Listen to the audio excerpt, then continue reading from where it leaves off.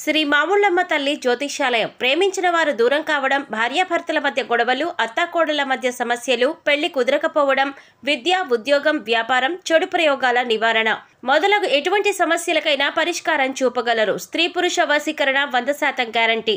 విదేశాలలో ఉన్న వారికి వాట్సాప్ కాల్లో జాతకం చెప్పబడును. గురూజీ రామకృష్ణ శాస్త్రి. Cell number 9949667583. మంచి హస్తవాసి ఉన్న గురూజీ. ఒకసారి కాల్ చేస్తే మీకే తెలుస్తుంది. ఓం శ్రీ మాత్రే నమః. ఛానల్లోకి స్వాగతమండి. మీనరాశి వారి ఇంటికి ఒక దేవుడు రాబోతున్నాడు.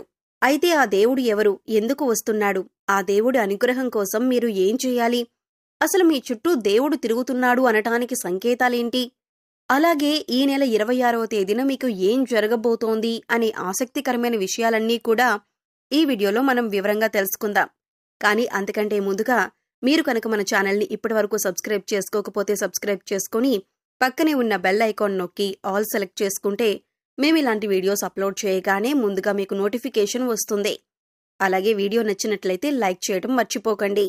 ఇక వివరాల్లోకి వెళ్ళిపోతే, ఈ రాశివారి చుట్టూ ఏ దేవుడు రాబోతున్నాడు అనే విషయాన్ని తెలుసుకోబోయే ముందు మీరు జీవితంలో కొన్ని విషయాలను నిర్లక్ష్యం చేయకూడదు. ఇలా చేసినట్లయితే కనుక జీవితంలో ఎన్నో కష్టాలను, నష్టాలను ఎదుర్కోవలసి ఉంటుంది. కాబట్టి వాటి నుండి బయటపడటానికి ఆ విషయాలను నిర్లక్ష్యం చేయకుండా ప్రతి అంశాన్ని కూడా ఆచితూచి ఆలోచించి నిర్ణయం తీసుకోవాలి. ఆ విషయాల గురించి మనం వివరంగా తెలుసుకుందాం. ప్రస్తుతమున్న పరిస్థితుల్ని అనుసరించి కొన్ని సందర్భాలలో తోచింది చేసే విధంగా మీరు ప్రవర్తిస్తూ ఉంటారు. అటువంటి పరిస్థితుల్లో మార్చుకోకపోయినట్లయితే జీవితంలో కష్టాలను ఎదుర్కొంటారు. అందుచేత ప్రతి ఒక్క అంశాన్ని క్షుణ్ణంగా పరిశీలించి నిర్ణయం తీసుకోవాలి. ఆలోచనలు స్థిరంగా ఉండేలా ప్రయత్నించాలి. ఒక నిర్ణయం తీసుకుంటే దానికి ఖచ్చితంగా కట్టుబడి ఉండాలి. ఈ అంశంలో మీరు మీ ప్రవర్తనను సవరించుకుంటే కనుక జీవితాన్ని ఆనందదాయకంగా మార్చుకోవచ్చు. ఈ రాశివారికి జీవితంలో ఒడిదుడుకులు ఎక్కువగా ఉంటాయి. అలాగే అధికంగా శ్రమించి తమ బాధ్యతలను నిర్వహించి ఉన్నత స్థానానికి చేరుకుంటారు. ఈ రాశివారికి మంచితనం, మానవత్వం అధికంగా ఉంటాయని చెప్పొచ్చు. ఇతరులు కష్టాల్లో ఉంటే ఖచ్చితంగా ఏదో విధంగా సహాయం చెయ్యాలి అని అనుకుంటారు. వీరి దగ్గర ధనం ఉన్నా లేకపోయినా ఎదుటివారు కష్టాల్లో ఉంటే మాత్రం సహాయం చేయటానికి ప్రయత్నిస్తారు. ఈ రాశివారు న్యాయం అనేది ఎవరికైనా ఒకటే అనే ఆలోచన కలిగి ఉంటారు. అందుకే మీకు ఎలా న్యాయం జరగాలి అని కోరుకుంటారో అలాగే ఎదుటివారికి కూడా వారు నిజాయితీపరులైతే వారికి ఖచ్చితంగా న్యాయం జరగాలి అని కోరుకుంటారు. ఈ గుణం కారణంగా ఎదుటి వ్యక్తులు మీకు ఆకర్షింపబడతారు. ఎప్పుడూ కూడా ప్రశాంతంగా ఉంటూ జీవితాన్ని ఆనందంగా గడపటానికి ఎక్కువగా ఇష్టపడతారు. ఎదుటివాళ్లు కష్టాల్లో ఉంటే సాయం చేయటానికి ముందుంటారు. కొద్దిగా సాయం చేయటానికి మీకు కష్టమైన పరిస్థితులు ఎదురైనా కూడా ఇష్టంగా సాయం చేయటానికి ముందుంటారు. ఈ సమయంలో మీరు నమ్మిన వ్యక్తుల చేత మోసపోయే అవకాశం కూడా కనిపిస్తోంది.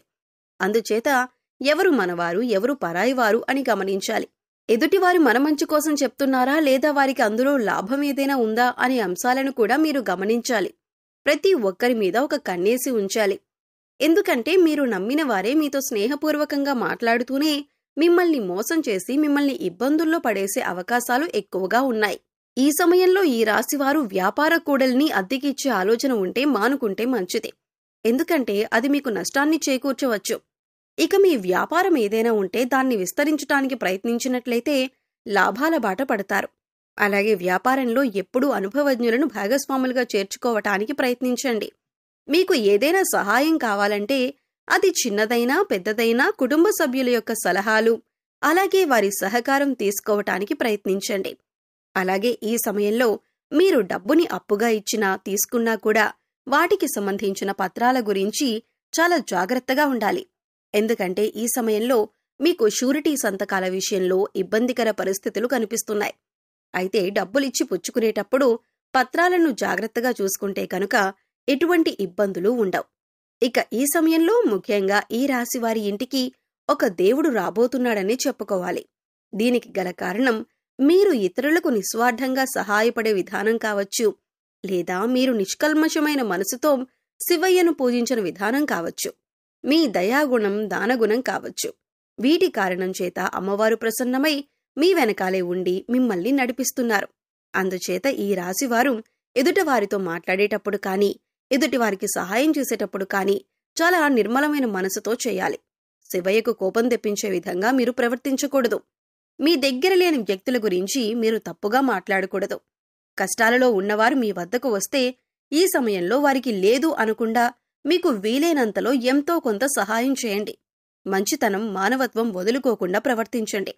ఇంటిని పరిశుభ్రంగా ఉంచుకోవటానికి ప్రయత్నించండి. శివయ్య అనుగ్రహాన్ని పొందుతారు. ఇల్లు వాకిళ్లు శుభ్రంగా ఉన్న చోట సిరి సంపదలు, ఆయురారోగ్యాలు కలుగుతాయని పెద్దలు చెబుతారు. అలాగే ఇంటిని శుభ్రం చేసుకున్నాక ఇంట్లో సుగంధ ద్రవ్యాలతో ధూపం వెయ్యండి. ఇలా చేయటం వల్ల శివయ్య ఆశీస్సులు మీపైన ఎల్లప్పుడూ ఉంటాయి. అలాగే పరమేశ్వరుడు మీ చుట్టూ తిరుగుతున్నారు అని చెప్పటానికి సంకేతాలేంటో ఇప్పుడు చూద్దాం. ఇంట్లో ఎప్పుడూ సుగంధ పరిమళం వస్తున్నట్లయితే కనుక మీ ఇంట్లో దేవుడు తిరుగుతున్నాడు అని అర్థం చేసుకోవాలి. తరచుగా ఇంట్లో విభూతి మరియు గంధం వాసన వస్తున్నట్లయితే కనుక శివయ్య మీతోనే ఉన్నాడు అని అర్థం చేసుకోవచ్చు. అలాగే మీ ఇంట్లో తరచుగా ఢమరుకు శబ్దం వినబడుతున్నా కూడా మీ ఇంట్లో శివుడు ఉన్నట్లు అర్థం చేసుకోవచ్చు. ముఖ్యంగా రాత్రి సమయంలో గజ్జల శబ్దం వినబడుతున్నట్లయితే కనుక శివయ్య మీ ఇంట్లో తిరుగుతున్నారని అర్థం. మనసు ప్రశాంతంగా ఉన్నట్లయితే కనుక శివుడు మీ వెనకాలే ఉండి మిమ్మల్ని అనుగ్రహిస్తాడు అని చెప్పుకోవచ్చు. ఎందుకంటే కొన్ని సందర్భాలలో కొంతమందిని చూసినట్లయితే ఎటువంటి ఇబ్బందులు, కష్టాలు లేకపోయినా మనసు మాత్రం ఆందోళన పడుతూ ఉంటుంది. అలా కాకుండా కొంతమందిని చూసినట్లయితే ఎన్ని కష్టాలు ఉన్నా చాలా ప్రశాంతంగా ఉంటారు. మరి అటువంటి వారికి శివయ్య అనుగ్రహం ఉందని చెప్పుకోవచ్చు. ఇక ఎప్పుడూ ఎదుటివారి మంచి కోరుకుంటూ దాన ధర్మాలు చేస్తూ నిస్వార్థంగా ప్రవర్తించినట్లయితే కనుక శివుడు మిమ్మల్ని తొందరగా అనుగ్రహిస్తారు. అయితే ఈ నెల 26వ తేదీన మీ శక్తి మేరకు శివయ్యకు అభిషేకం చేయండి. గుడికి వెళ్లలేని వారు ఇంట్లోనే చిన్న శివలింగం పెట్టుకుని అభిషేకం చేసుకోవచ్చు. వీలైతే పంచామృతాలతో అభిషేకం చేయండి. వీలు కాని వారు మంచినీటితో అభిషేకం చేసినా కూడా శివయ్య మిమ్మల్ని అనుగ్రహిస్తాడు. శివుడికి ఒక బిల్వపత్రాన్ని సమర్పించండి. అభిషేకానికి విభూతిని కూడా ఉపయోగించండి. శివయ్యకు విభూతి అంటే చాలా ఇష్టం. అలాగే అన్నంతో అభిషేకం చేస్తే అనారోగ్య సమస్య నుంచి బయటపడతారు. ఈ విధంగా శివరాత్రి రోజున లింగోద్భవ సమయంలో శివుడికి అభిషేకం చేసి శివయ్య అనుగ్రహానికి పాత్రులు కండి. అలాగే శివుడికి పాలతో వండిన పరవాన్నాన్ని నివేదించండి. అంటే పాలు కాగిన తర్వాత అందులో కొద్దిగా బియ్యం వేసి ఉడికిన తర్వాత కొద్దిగా బెల్లం వేసి కలపండి. ఈ పరవాన్నాన్ని శివుడికి నివేదించటం వల్ల శివుడి అనుగ్రహాన్ని పొందుతారు. శివరాత్రి రోజున ప్రతి నిమిషం కూడా శివుడి నామస్మరణ చేస్తూ ఉండండి. ఓం నమః శివాయ అనే మంత్రాన్ని నిరంతరం జపించండి. శివరాత్రి రోజున ఉదయాన్నే లేచి స్నానం చేసి ఇంట్లో ధూపం వేసి అన్ని గదుల్లో చూపించండి. అలాగే ఈ రోజున మీరు చేయకూడని తప్పు ఒకటి ఉంది.